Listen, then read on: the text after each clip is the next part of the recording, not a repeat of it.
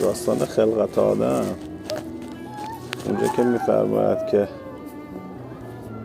ملائکه سجده کردن، اونجا که زمین نداشته که مثلا سرشون رو بذارن زمین، اینا همه یه تمثیله، یعنی میخواد یه صورت سازی کنه ما بفهمیم چه اتفاقی افتاده.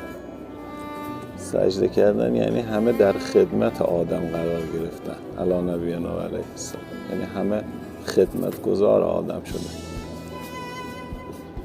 یعنی تمام ملائکه برای این خلق شدن که خدمتگزار آدم باشن،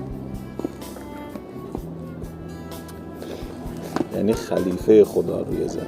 در زمان ما هم که خلیفه حضرت حجت، ملائکه همه خدمتگزار حضرتن، همه به اراده حضرت کار میکنن، حرکت میکنن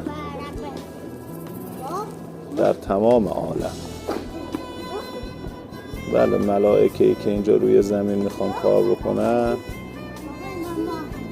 دستوراتشون رو از حضرت حجت میگیرن که اینجا ظهور کرده و حرکت کرده. ملائکه‌ای هم که در آسمان میخوان کارشون رو بکنن از باطن و از نور حضرت در عرش استفاده میکنن